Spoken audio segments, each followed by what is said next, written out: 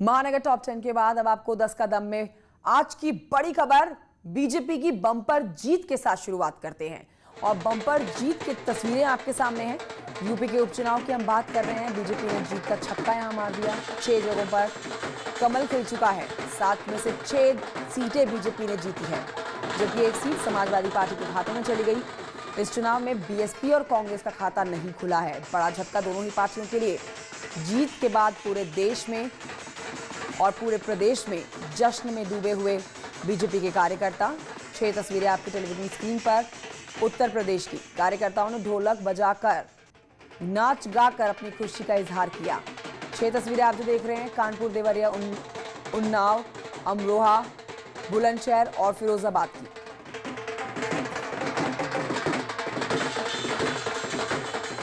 तो बीजेपी उपचुनाव में जीत से गदगद है। बीजेपी नेताओं ने इसे योगी सरकार के काम पर जनता की मोहर बताया। उत्तर प्रदेश के उपचुनाव में जो जनता ने हमें आशीर्वाद दिया है, हमारे कार्यकर्ताओं के परिश्रम को और आदरणीय योगी जी की अगुवाई में हमारी सरकार ने जो काम किया है उस पर मोहर लगी है। जो चुनाव से पहले कह रहे थे कि यह सेमीफाइनल होगा, तो वह हम तो नहीं कह रहे थे, लेकिन हम कह रहे थे कि हम जीतेंगे और शानदार सफलता प्राप्त करेंगे, और हम लोगों ने जीता है और आगे भी जीतेंगे। 2014 से जो विजय अभियान शुरू हुआ है वो 2020 तक चल रहा है। 22, 24 फिर आगे 27 और फिर उसके आगे 28, 29 चलता रहेगा। ये भारतीय जनता पार्टी की सरकार की जो नीतियां रही हैं उस पर मोहर लग रही है। जो भारतीय जनता पार्टी के मुख्यमंत्री का नेतृत्व है उस पर मोहर लग रही है। और जिन लोगों को लग रहा था कि 2022 के पहले ये उलट-पुलट होएगा और उससे उनके लिए माहौल बनेगा, वो निराश हैं। मैं कार्यकर्ताओं को बधाई देता हूं और जनता का आशीर्वाद लेता हूं और उनके मतलब एक तरह का मैं प्रदेश अध्यक्ष के नाते शीश झुकाकर उनको वंदन करता हूं, उनका अभिवादन करता हूं, उनका स्वागत करता हूं। जिस प्रकार जनता जनार्दन ने ये जनादेश दिया है और आदरणीय मोदी जी, योगी जी की लोकप्रियता का भी परिणाम है कि उन्हीं के कारण ये जीत हम लोग हासिल कर रहे हैं। उससे साफ जाहिर है कि उत्तर प्रदेश की जनता ने पूरा विश्वास जताया है भारतीय जनता पार्टी के सुशासन पर, विकास पर, सबका साथ सबका विकास और सबके विश्वास पर मोहर लगाई है उत्तर प्रदेश की जनता ने। क्योंकि अभी भी सबको साफ समझ में आ रहा है कि अगर कहीं विकास है, कहीं न्याय है, कहीं सुरक्षा है, तो वो भारतीय जनता पार्टी के नेतृत्व में है। और इसीलिए आज पूरी प्रदेश की जनता ने फिर से भारतीय जनता पार्टी के पक्ष में वोट करके ये बता दिया है कि हम भारतीय जनता पार्टी के विकास और सुशासन से सहमत हैं। तो बीजेपी के 4 बड़े नेताओं का आप रिएक्शन देख रहे थे कल की बड़ी जीत पर। उपचुनाव में बीजेपी की जीत पर सीएम योगी ने जीत का पूरा श्रेय प्रधानमंत्री नरेंद्र मोदी को देते हुए कहा, मोदी हैं तो मुमकिन है। उपचुनाव में बम्पर जीत के बाद मुख्यमंत्री योगी आदित्यनाथ लखनऊ में बीजेपी मुख्यालय पहुंचे। उन्होंने इस जीत का पूरा श्रेय प्रधानमंत्री को दिया। उन्होंने कहा कि यूपी के साथ बिहार, मध्य प्रदेश में भी बीजेपी की जीत ने मोदी है तो मुमकिन है की कहावत को सच कर दिया है। आज के परिणाम ने एक बार फिर से साबित कर दिया है कि चाहे वह बिहार विधानसभा का चुनाव हो या देश के अंदर विभिन्न राज्यों के उपचुनाव हो, मोदी है तो मुमकिन है। मुख्यमंत्री ने कहा कि नतीजे सही मायने में टीम वर्क की जीत है। बिहार विधानसभा के चुनाव के साथ ही देश के विभिन्न राज्यों का उपचुनाव पर जनता की ये मोहर है। तो उत्तर प्रदेश के मुख्यमंत्री योगी आदित्यनाथ को आप सुन रहे थे। अब यूपी के उपचुनाव में बीजेपी की जीत पर प्रधानमंत्री नरेंद्र मोदी भी ट्वीट करते हुए नजर आए। मतदाताओं को उन्होंने आभार जताया। अब आप देख रहे हैं आपके टेलीविजन स्क्रीन पर प्रधानमंत्री नरेंद्र मोदी का ट्वीट। विश्वास जताने के लिए उन्होंने सभी मतदाताओं का शुक्रिया अदा किया। यूपी की 7 सीटों पर आभार व्यक्त करते हुए उन्होंने कहा कि ये नतीजे दिखाते हैं कि किस तरह से योगी आदित्यनाथ जी के नेतृत्व में राज्य विकास की ओर नई ऊंचाइयों को छूने के लिए तेजी से अग्रसर है। उपचुनाव के नतीजे यूपी सरकार के प्रयासों को और भी ज्यादा ऊर्जा देंगे। तो उपचुनाव में बीजेपी की जीत पर डिप्टी सीएम और बीजेपी के प्रदेश अध्यक्ष ने जीत जनता को समर्पित कर दी है। कहा कि मोदी योगी का मैजिक जारी है। डिप्टी सीएम केशव प्रसाद मौर्य ने भी जीत को कार्यकर्ताओं को समर्पित किया। उन्होंने कहा कि विपक्ष जो कि किसी उलटफेर की संभावना जता रहा था, उसे तगड़ा झटका लगा है। उत्तर प्रदेश के उपचुनाव में जो जनता ने हमें आशीर्वाद दिया है, हमारे कार्यकर्ताओं के परिश्रम को और आदरणीय योगी जी की अगुवाई में हमारी सरकार ने जो काम किया है उस पर मुहर लगी है। जो चुनाव से पहले कह रहे थे कि यह सेमीफाइनल होगा, तो वह हम तो नहीं कह रहे थे, लेकिन हम कह रहे थे कि हम जीतेंगे। वहीं डिप्टी सीएम दिनेश शर्मा ने इसे योगी के विकास के एजेंडे की जीत बताया। और उत्तर प्रदेश में मैं कह सकता हूं कि योगी जी का जो विकास का एजेंडा है उसकी जीत है। यूपी बीजेपी अध्यक्ष स्वतंत्र देव सिंह ने भी कहा है कि मोदी योगी मैजिक जारी है। और आदरणीय मोदी जी योगी जी की लोकप्रियता का भी परिणाम है कि उन्हीं के कारण ये जीत हम लोग हासिल कर रहे हैं। अब बढ़ते हैं आगे और आपको बताते हैं कानपुर देहात की घाटमपुर सीट के बारे में, जहां पर बीजेपी के उपेंद्र पासवान ने जीत हासिल की। उनकी जीत पर महिला कार्यकर्ताओं ने नाच गाकर जश्न मनाया। कानपुर के घाटमपुर सीट पर बीजेपी के उपेंद्र पासवान ने जीत हासिल की है। उन्होंने बीएसपी के कुलदीप शंखवार को 15,000 वोट से हराया। उनकी जीत के बाद महिला कार्यकर्ताओं ने ढोल की थाप पर जमकर डांस किया। कार्यकर्ताओं में बेहद उत्साह नजर आ रहा था। जीत के बाद न्यूज 18 से एक्सक्लूसिव बातचीत में नवनिर्वाचित विधायक ने कहा कि विकास ही उनकी एकमात्र प्राथमिकता होगी।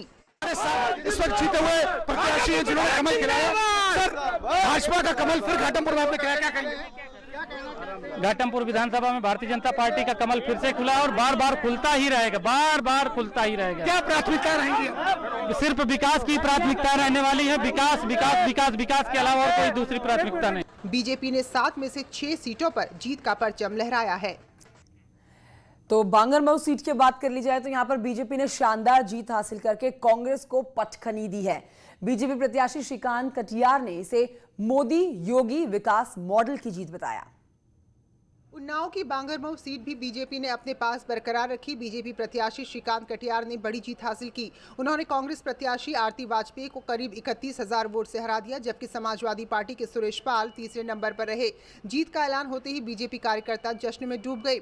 बीजेपी प्रत्याशी श्रीकांत कटियार को 71,381 वोट मिले, जबकि दूसरे स्थान पर रही कांग्रेस प्रत्याशी आरती वाजपेयी को 39,983 वोट मिले। वहीं समाजवादी पार्टी के सुरेश पाल को 35,322 वोट मिले।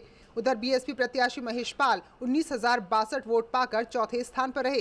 बीजेपी प्रत्याशी श्रीकांत कटियार ने रिकॉर्ड मतों से जीत हासिल की है। श्रीकांत जी, किस तरह से आपने 1 साल का जो कार्यकाल है उसको किस तरह से पूरा करेंगे? देखिए, आपको हमने पहले भी बताया था कि चुनाव चल रहा है कि भारतीय जनता पार्टी ने एक छोटे कार्यकर्ता के टिकट दिया है, एक ऐसे कार्यकर्ता, गरीब कार्यकर्ता को, किसान वर्ग के कार्यकर्ता को दिया है। इसलिए क्षेत्र की जनता अपने भाई और भतीजे बेटे को चुनाव योगी जी के नेतृत्व में, मोदी जी के नेतृत्व में लड़ा रही है। देवरिया सीट की बात कर ली जाए तो यहाँ पर बीजेपी ने जीत का परचम फहरा दिया। यहाँ पर बीजेपी प्रत्याशी ने अपने निकटतम प्रतिद्वंदी को 19,000 वोटों से मात दी है। देवरिया उपचुनाव में भी बीजेपी ने बम्पर जीत दर्ज की। बीजेपी प्रत्याशी डॉक्टर सत्यप्रकाश मणि त्रिपाठी ने 19,000 वोटों के साथ शानदार जीत हासिल की। न्यूज 18 लगातार हर अपडेट पूरे दिन लोगों तक पहुंचाता रहा। देवरिया जिले में उपचुनाव की मतगणना समाप्त हो चुकी है। भारतीय जनता पार्टी के प्रत्याशी रहे डॉक्टर सत्यप्रकाश मणि जी अब चुनाव जीत चुके हैं। न्यूज 18 ने सबसे पहले यही दावा किया था कि 29 साल बाद इस जनपद के सदर विधानसभा सीट का समीकरण बदलेगा और कोई न कोई ब्राह्मण प्रत्याशी होगा। वहीं बीजेपी प्रत्याशी सत्यप्रकाश मणि ने अपनी जीत का श्रेय प्रधानमंत्री मोदी और मुख्यमंत्री योगी को दिया है। मैं जीत का श्रेय अपने आदरणीय प्रधानमंत्री, माननीय प्रधानमंत्री श्री नरेंद्र मोदी जी को, माननीय मुख्यमंत्री पूज्य योगी आदित्यनाथ जी महाराज को, समस्त भारतीय जनता पार्टी को, समस्त कार्यकर्ताओं को और समस्त जनता को अपनी जीत का श्रेय देना चाहता हूँ। देवरिया में बीजेपी कार्यकर्ताओं का जश्न जारी है। और आइए सीधे रुख करते मेरी सहयोगी अनामिका की तरफ, हमारे साथ लाइव मौजूद है। अनामिका, यही दावा बीजेपी ने चुनाव प्रचार के दौरान किया था कि ये 7 सीटें हैं, ये 7 हमारे पास आएंगी, लेकिन जो पिछली बार की 7 में से 6 सीटें हैं वो बीजेपी के खाते में ही आई है और बम्पर जीत बीजेपी को मिली है। यानी कि प्रदेशवासियों का विश्वास बीजेपी के साथ बना हुआ है।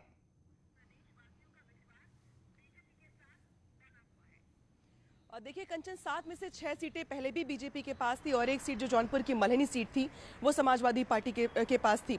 बीजेपी के सामने चुनौती भी यही थी कि 3.5 साल की सरकार के कार्यकाल के बाद कहीं ऐसा ना हो कि जनता का मन बदल चुका हो या सरकार के कामकाज को लेकर जनता नाखुश हो, जिसकी वजह से इन सीटों पर असर पड़े। लेकिन कल जो नतीजे आए हैं वाकई चौंकाने वाले हैं कि 7 में से 6 सीटें जो बीजेपी के पास थी वो बीजेपी के पास चली गई। यानी कि जो लोग ये दावा कर रहे थे कि सिर्फ सहानुभूति वोट मिले हैं, तो यहाँ पे टुंडला देख लीजिए या बांगरमऊ देख लीजिए, ये वो सीटें हैं जहाँ पर समाजवादी पार्टी फाइट कर रही थी, लेकिन बावजूद इसके ये जो सीटें हैं वो झोली में गिरी बीजेपी के। और ये भी इस बात साफ हो गई कि मुख्यमंत्री योगी आदित्यनाथ को सुपर सिक्सर लगा है और योगी सरकार के कामकाज पे जनता ने अपनी मुहर लगाई है। और वोटों के मार्जिन की अगर बात कर ली जाए तो ये कहीं नहीं कहा जा सकता कि बीजेपी प्रत्याशियों को छूते हुए भी बाकी पार्टी के प्रत्याशी नजर आए हैं। एक बड़ा लंबा चौड़ा मार्जिन है, एक बड़ा गैप है जिसको छू भी नहीं पाए हैं, पास भी नहीं पहुंचे हैं दूसरी पार्टी के प्रत्याशी।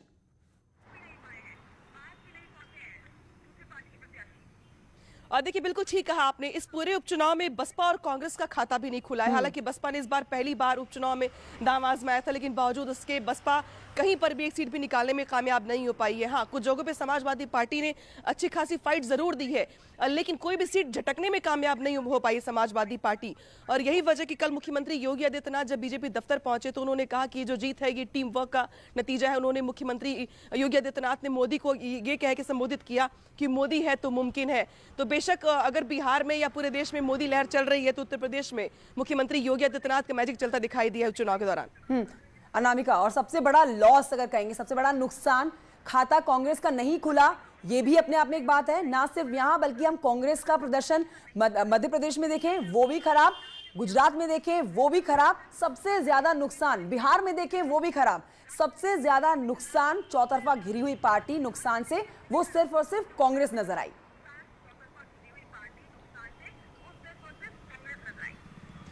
अब बिल्कुल देखिए, कांग्रेस भले ही सड़कों पर प्रदर्शन कर रही है, जो उसके प्रदेश अध्यक्ष अजय कुमार लल्लू वो अलग अलग मुद्दों पे अपना दिखाते रहते हैं, धरना प्रदर्शन करते हैं, लेकिन बावजूद उसके जो जमीनी कामकाज है या फिर जनता जो कार्यकर्ता है जमीन पर काम करती है, वहां पर कम से कम कांग्रेस की पकड़ दिन पर दिन कमजोर होती दिखाई दे रही है। आप लगातार जो यूपी में चुनाव हुए, फिर चाहे वो लोकसभा के हो, विधानसभा के हो, आप देखिए प्रदर्शन तो कांग्रेस का ग्राफ गिरता ही चला जा रहा है। इस बार बसपा का भी खाता नहीं खुला है। बसपा के प्रदर्शन को भी लेकर लगातार सवाल खड़े हो रहे हैं। 2012 के बाद से लगातार बसपा को भी यूपी में वो जगह नहीं मिल पा रही है।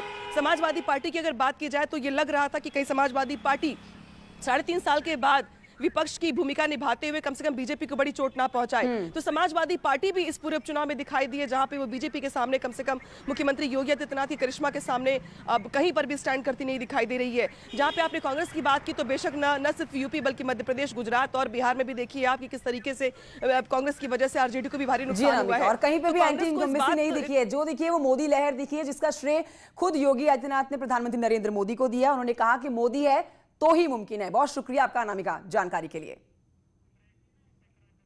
एक छोटी सी ब्रेक के लिए यहां रुकना होगा, जल्द लौट रहे हैं।